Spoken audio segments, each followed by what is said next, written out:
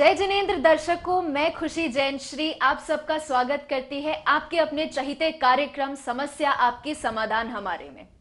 दोस्तों, कार्यक्रम के माध्यम से हम हर बार आप तक आपकी जितनी भी समस्याएं हैं उनको हम समाधान करते हैं। आज हमारे बीच पुनः एक ऐसे व्यक्तित्व मौजूद है जिनके लिए हमारे पास शब्द नहीं होते हैं और गुरुजी सारी समस्याओं का समाधान चुटकियों में कर देते हैं। जी हां, आप सही समझ रहे हैं, हमारे बीच मौजूद है विश्व प्रचलित अनेकों वर्ल्ड रिकॉर्ड होल्डर, युवा प्रतिष्ठाचार्य और न जाने कितने सारे अवार्ड इनके नाम पर दर्ज है। तो आइए हम उनसे मुलाकात करते हैं और उनका स्वागत करते हैं, अभिनंदन करते हैं हमारे इस कार्यक्रम में। बहुत बहुत धन्यवाद खुशी, थैंक यू, बहुत बहुत धन्यवाद।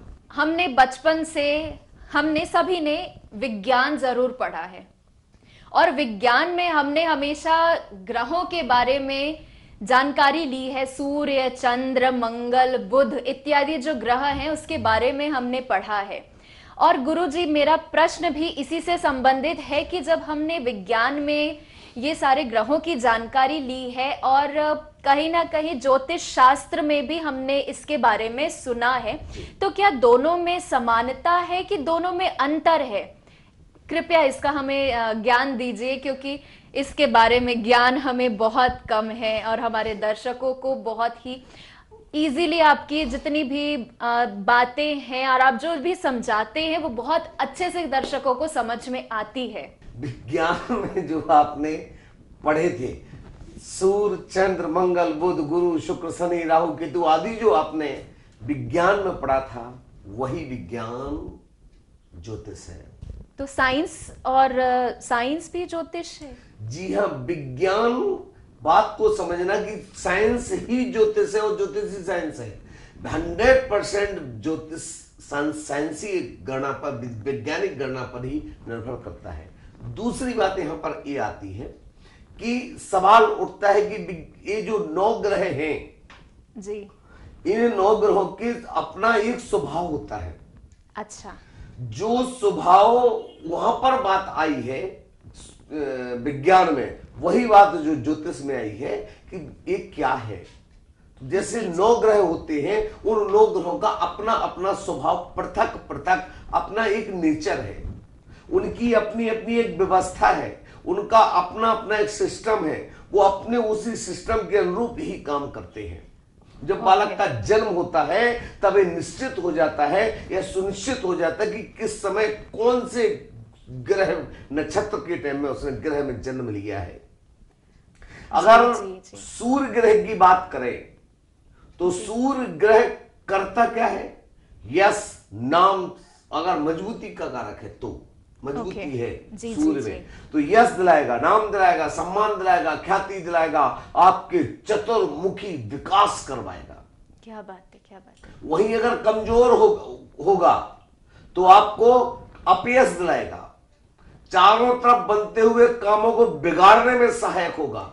और तो और जिसका सूर्य कमजोर होता है उसके लिए सर्दी, खांसी, बुखार बहुत जल्द पकड़ता है, बहुत कुछ असर करते हैं। और इसमें महत्वपूर्ण बिंदु जो है वो समझने की बातें पर आती है। वो बिंदु क्या है वो समझे हम कि सूर्य व्यक्ति को ऊंचाइयों पर ले जाएगा तो सूर्य ही व्यक्ति को जमीन पर पटक सकता है।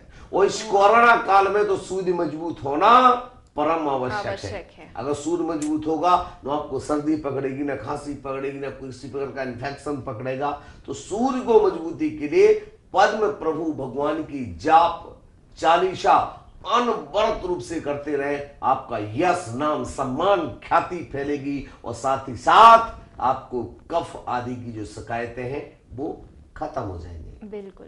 शरीर में 3 चीजों का बैलेंस होना बहुत आवश्यक है। 3 चीजें कौन कौन सी? वात, पित्त और कफ।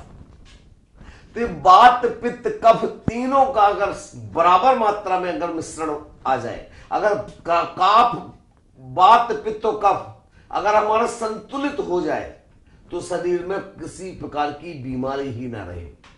ये सूर्य ग्रह वात, पित्त और कफ को भी वो देता है, बल देता है। बल भी देगा और निर्बल भी करेगा। ग्रह सिर्फ एक काम नहीं करेगा, एक साथ दोनों काम करेगा। Okay okay. तो इसके लिए हम लोग कई बार कहते हैं कि अगर सूर्य कमजोर है ऐसे जातकों का, तो उनके लिए पेट से संबंधित बीमारियां भी बहुत बनी रहती हैं। तो ऐसे जातकों को त्रिफला चूर्ण रात को गर्म पानी के साथ जरूर लें। और इस कोरोना काल इसलिए जरूर लें क्योंकि वात पित्त कफ आपका कंट्रोल में रहेगा, पेट साफ होगा, पेट में होगी सफाई, तो कोई बीमारी आसपास नहीं आएगी। अब बात करते हैं सूर्य के बाद चंद्र ग्रह की। चंद्र ग्रह जो होता है, यह चंद्र ग्रह आपके लिए बहुत ज्यादा महत्वपूर्ण कारक ग्रह होता है। चंद्र जिसका कमजोर होता है वो डमाडोल होता है, निर्णय नहीं ले पाएगा। कभी कहेगा आज मैं इंजीनियर बनूंगा, कल सोचेगा मैं डॉक्टर बनूंगा। एक 10th के स्टूडेंट का सबसे महत्वपूर्ण कमजोर अगर कोई ग्रह होता है तो वो होता है चंद्रमा। वो निर्णय नहीं लेता। सुबह कहता है कि मैं डॉक्टर बनूंगा, शाम तक उससे पूछो बेटा डॉक्टर बनना है, पक्का नीट की तैयारी करवाएं, आगे की प्लानिंग करें, कोटा भेजे। नहीं नहीं नहीं पापा, अब तो प्लान चेंज हो गया, मैं सोचूं इंजीनियर ही बन जाऊं, वो ज्यादा अच्छा है। जी जी कोई बात नहीं बेटा, इंजीनियर तो पक्का है। बोले हाँ बिल्कुल पक्का है। दूसरे दिन सुबह बोलोगे ठीक है बेटा अब तुम्हारी इंजीनियरिंग के हिसाब से आगे की तैयारी कराएं, जेई की तैयारी करोगे। नहीं नहीं नहीं पापा, अब तो सोच रहा हूँ सीए बन जाओ। अब शाम फिर दोपहर में पूछो पक्का है ना बेटा सीए बनेगा, कॉमर्स लेगा। नहीं नहीं नहीं मैं सोच रहा हूँ कि आर्ट में जाऊं, वो आर्ट कलाकार बनूं, मैं बढ़िया जाकर के किसी अच्छे किसी संगीत महाविद्यालय में एडमिशन ले लूं।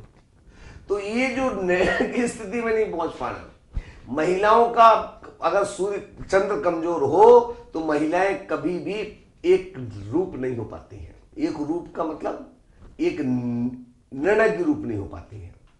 तो चंद्र, और दूसरा काम क्या करता है चंद्रमा, अगर कमजोर होगा तो व्यक्ति के जीवन में बहुत अच्छा जीवन चल रहा है, जीवन एक छोटा सा दाग लगा देगा। पूरा जीवन बहुत बढ़िया चल रहा था, जीवन में कोई दिक्कत नहीं थी, सब कुछ अच्छा था, लेकिन जैसे ही चंद्र कमजोर हुआ तो सब कुछ अच्छा होने के बावजूद उसको जीवन में दाग लगा देगा और जीवन पूरा तबाह कर देगा। जैसे आपने देखा होगा कि जीवन बहुत अच्छा चल रहा था, जीवन में नाम था, यश था, मैं किसी नाम नहीं लूंगा, बहुत सारे साधु संत हुए, बहुत नाम था, चारों तरफ जय जय घोष थी उनकी। जैसे ही चंद्र की स्थिति बिगड़ी और तुरंत उनके जीवन में ऐसा दाग लगा कि तिहाड़ जेल में जाना पड़ गया। अरे बाप रे। एक चंद्र इतना तो इतना ज्यादा इफेक्ट कर, इससे भी ज्यादा महत्वपूर्ण बिंदुओं पर काम करता है। तो अगर कुछ परेशानी है तो फिर उसका समाधान हम कैसे करेंगे? हाँ ये बहुत बढ़िया बात है। उसकी ऐसे जब चंद्र आपको लग रहा है कि आप निर्णय में नहीं ले पा रहे, अनिर्णय की स्थिति में, और भी बहुत चीजें, तो ऐसी स्थिति में आपको चंदा प्रभु भगवान की जाप करें, चालीसा करें, माला करें, आराधना करें, और निश्चित तौर पर वह आपके लिए चंद्र मजबूत होगा तो आपके लिए सब कुछ निर्णय की स्थिति में भी पहुंचेंगे और बहुत सारे कार्यों में सिद्धि प्राप्त एकदम एकदम बिल्कुल। दूसरी बात, अगला ग्रह आता है मंगल जी। कहते मंगल कभी अमंगल करता नहीं है, बस मंगल भड़भड़िया वो आदमी होता है। भड़भड़िया भी कह लो, हड़बड़िया भी कह लो, अरे बाप रे, दोनों बातें उसमें होती है। भड़बड़िया इसलिए कि जो मुंह में आएगा तुरंत सुनाएगा, वो हड़बड़िया इसलिए कि जल्दबाजी में काम करेगा, और जल्दबाजी में करे हुए काम हमेशा गलत ही हो जाते हैं। तो मैंने जैसा कि भी पिछले कुछ दिनों पहले एपिसोड में मैंने आपसे कहा भी था कि मंगल जाता है तो उसको सेना में या फिर हाँ जी हाँ जी हाँ पुलिस में भेज दो, पुलिस में भेज दो, तो वो किसी ना किसी दुश्मन को तो निपटा के ही आएगा। वरना घर वालों को ही निपटाएगा वो। तो इससे अच्छा ऐसे मंगल, और मंगल ग्रह जो है वो जमीन जायदाद को, अगर अच्छा मंगल होता तो उसको जमीन जायदाद का काम करेगा, जमीन जायदाद में उन्नति कराएगा। मंगल अगर बहुत अच्छी स्थिति में है तो मंगल व्यक्ति को बहुत पावरफुल पैसे वाला भी बनवाता है, और बहुत बड़ा बिल्डर बनवाता है, कॉलोनाइजर बनवाता है। मंगल के बाद अगर बात करते हैं हम तो वो बात आती है मंगल के, और मंगल अगर कमजोर है, अगर मंगल जाकर के लग्न में बैठा है, चतुर्थ में बैठा है, सप्तम में बैठा है, अष्टम में बैठा है, द्वादश में बैठा है, तो जिद्दी होगा, गुस्से वाले होगा, बात को नहीं मानेगा, अपनी बात को मनवाने के लिए पूरा घर परिवार को तहस नहस कर देगा। मंगल अगर है, वास्तु भगवान की जाप करो, चालीसा करो, आराधना करो, ये आपके लिए बहुत सहायक होगा। जी जी। उसके बाद आती बुध। बुध समझ में ही आता है कि किसका कारक है बुध, बुद्धि का कारक है। जी जी बुद्ध जी बुद्धि का कारक है। जी। बुद्ध अगर अस्त हो जाए तो व्यक्ति, बुद्ध अस्त होता है तो ऐसे व्यक्तियों की बुद्धिहीन हो जाती है। ओहो। और बुद्ध अगर मजबूत होता तो उसकी बुद्धि, ब्रेन बहुत शार्प, बहुत तेज, बहुत प्रखर होती है। जी जी और जी। बुद्ध अगर कमजोर होगा तो उसका ना पढ़ने में मन लगेगा, ना ही वो किसी याद करेगा तो याद नहीं होगा, और भी बहुत सारी समस्याएं जो बुद्ध से संबंधित है, वो सारी चीजें ब्रेन से संबंधित है, जी जी वो सब जी उसमें जी। कनेक्ट हो जाती है। बुद्धि और ब्रेन, बुद्ध, जी बुद्ध ग्रह से पूरा संबंधित है। बिल्कुल बिल्कुल बिल्कुल। अगली बात आती है बुद्ध के बाद, अब आती है गुरु की। जी जी। गुरु ग्रह अगर आपका कमजोर है तो गुरु ग्रह आपके लिए वाणी में ताकत नहीं देगा। आप हकलाएंगे, तुतलाएंगे, बात अपनी रख नहीं पाएंगे, निर्भीकता से नहीं रख पाएंगे, जी जी। और डरते रहेंगे कि अपनी बात को कहूं ना कहूं, कहूंगा तो ऐसा नहीं होगा, वैसा तो नहीं होगा। अगर बुद्ध और मंगल, गुरु और मंगल दोनों अस्त हो जाए तो विवाह होने में दिक्कत आती है, संतान होने में दिक्कत होती है, ये सारे कारण भी बनता है। और गुरु अगर मजबूत होगा तो बहुत गजब का स्पीकर होगा वो, जी इतना बेहतरीन बोलेगा वो, उसकी पब्लिक उसको सुनने के लिए टिकट लेकर आएगी, गुरु अगर मजबूत होगा। क्या बात है। और गुरु अगर और मजबूत होगा तो है बहुत अच्छा टीचर बनेगा, क्या बात है। बहुत अच्छा बढ़िया। कॉलेज का प्रिंसिपल बनेगा, कुलपति बनेगा, और किसी कॉलेज, किसी जगह का, बड़ी बड़ी कंपनियों का सलाहकार भी बनेगा। क्या बात है। अगली बात, गुरु के बाद अगर कोई बात आती है तो वो आती है शुक्र की। शुक्र नाम से ही समझ में आता है, शुक्र भोग विलासता को दिलाने वाला है। शुक्र मजबूत होगा तो ऐसे ज्यादा कामुक प्रवृत्ति के भी होते हैं, काम वासना भी उनमें बहुत अधिक होती है, पुरुष हो या महिला हो, कोई भी उनके लिए। दूसरी बात, ऐसो आराम की जिंदगी जिएंगे, ब्यूटी पार्लर और इसमें खूब धुआंधार खर्चे होंगे, बहुत महंगे महंगे परफ्यूम, बहुत महंगे महंगे कपड़े, ब्रांडेड गाड़ियां, इन सब में उनका इतना खर्चा होगा कि सारा खर्चा उसी में कर देंगे वो। अरे और शुक्र मजबूत है तो उनको जी जी। वो मिलता भी है, क्या बात कर रहे हैं। मिलता भी है। अगर वो 100 रुपए खर्चा करेंगे तो 500 रुपए अपने आप आ जाएगा। ऐसा हकीकत में होता है। यही सच है, क्या बात कर रहे हैं। यही सच है। मतलब सही है, आप सही अपनी है। शुक्र को मजबूत करो तो 500 का खर्चा होगा, 25,000 आ जाएंगे तुम्हारे पास। अगली बात शुक्र की एक और होती है, शुक्र संतान का भी कारक होता है। शुक्र अगर कमजोर हो जाए तो संतान नहीं होती है, शुक्र के कारण। और दूसरी बात यहां पर आती है, शुक्र फिल्मी जगत में ले जाता है, कला क्षेत्र में ले जाता है। शुक्र अगर मजबूत होगा तो वह जाता कला में, चाहे वो भरतनाट्यम हो, कथक हो, चाहे वो फिल्मी दुनिया में, चाहे वो एक्टिंग करे, चाहे सिंगिंग करे, गाना गाए, ये सारी चीजें किससे संबंधित होती है? शुक्र ग्रह से। बिल्कुल। अगली बात आती है शनि।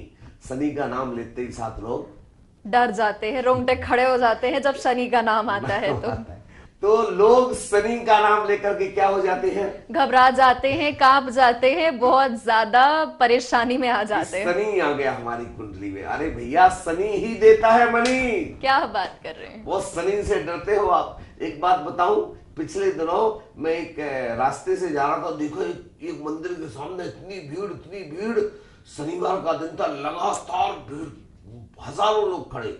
मैंने उनसे पूछा, मैंने कि भाई साहब खड़े क्यों हो? उन्होंने कहा शनि मंदिर में आए हैं तेल लेके चढ़ाने के लिए। मैंने कहा मैंने तो सुना था आज तक शनि आदमी के पीछे पड़ता है, ये आदमी शनि के पीछे। क्या बात कर रहे हैं, क्या बात है, क्या बात है। आदमी शनि के पीछे पड़ गया है। और ध्यान रखना, शनि अगर मजबूत होता है तो उसको धन खूब दिलाता है, अगर कमजोर होगा तो धन से कारक दिक्कतें देगा। शनि के बाद जो बात आती है, अब आती है राहु की। राहु अगर बहुत अच्छा मजबूत होगा तो वह बच्चा बहुत बेहतरीन डॉक्टर बनेगा। जी जी। बहुत बढ़िया मेडिकल फील्ड में बहुत गजब का काम करेगा जी। और राहु अगर कमजोर होगा तो राहु शरीर में इचिंग, खुजली, और जिसको सोराइसिस बोलते, दाग बोलते, पूरा शरीर को खराब कर देता है। परेशानी बहुत हो जाती है, स्किन प्रॉब्लम, स्किन पूरे शरीर में प्रॉब्लम दे देगा। चेहरे पर जो क्या बोलते हैं उसको, पिंपल जो पड़ जाते हैं, ये सारी चीजें जो स्थिति बनती है वो किसके कारण आती है? शनि के, राहु के कारण आती है। जी। राहु के, वैसे आपने कपड़े भी राहु के ही पहन रखे हैं, अरे है ये राहु को क्या बात है। मजबूत करने के लिए। उसके बाद राहु के बाद आता है केतु। अच्छा, केतु ग्रह जो होता है बेटा, केतु जो है ना शत्रुता को बढ़ाता है, हमारी शत्रुता को बढ़ाएगा। और अगर केतु अच्छा होगा तो आपको यश भी दिलाएगा। और केतु मजबूत होगा तो वह रसायन शास्त्र में बहुत अच्छा काम करेगा, वह केमिकल फील्ड में बहुत अच्छा काम करेगा। और इन सबसे महत्वपूर्ण बात है, वह व्यक्ति सबसे ज्यादा महत्वपूर्ण बिंदु जो होती है वो होती है उसकी कि केतु ग्रह वाला कभी भी अगर मजबूत होगा तो उसको कोई व्यक्ति हरा नहीं सकता है, चाहे वाणी से हो, चैंपियन रहेगा। ये बात इसकी बहुत बड़ी खास होती है। बहुत बहुत धन्यवाद। ये हुआ 9 ग्रह। गुरुजी, घड़ी ने हमें इशारा कर दिया है। चाहते तो नहीं है हम इस कार्यक्रम को समाप्त करने की, परंतु अब घड़ी ने हमें इशारा किया है तो उसके हिसाब से ही चलना होगा। तो अंत में हमारे दर्शकों को एक छोटी सी टिप दे दीजिए प्लीज। नवग्रह की संविदा को ना, नवग्रह की धूप भी आती है, उस धूप को रोज अपने घर में खें, सारी समस्याएं शांति मिलेगी और बहुत ज्यादा सुख समृद्धि होगी। समस्याओं का समाधान हम इस कार्यक्रम के माध्यम से करते हैं और गुरुजी ने कितनी सरलता से हमें सारे टॉपिक्स के बारे में समझाया, ग्रहों के बारे में समझाया, तो अवश्य ही आपको समझ में आया होगा। और यदि आपको किसी भी प्रकार की समस्या है तो आपके टीवी स्क्रीन पर नंबर दिए हुए हैं, आप उन पर डायरेक्ट कांटेक्ट कर सकते हैं हमारे गुरुजी से। और यदि आपकी कुंडली नहीं बनी है तो आप हमारे गुरुजी से संपर्क कर सकते हैं और उस कुंडली को बनवा सकते हैं। तो दर्शकों, आपका बहुत बहुत धन्यवाद पुनः, और मिलते हैं अगले कार्यक्रम में इसी ऊर्जा के साथ, इसी नई उमंग के साथ। और हम गुरुजी का पुनः धन्यवाद करना चाहेंगे कि गुरुजी आपने हमें अमूल्य समय देकर हमें कृतज्ञ किया। बहुत बहुत धन्यवाद खुशी, और दर्शकों के लिए भी सादर जय जिनेंद्र।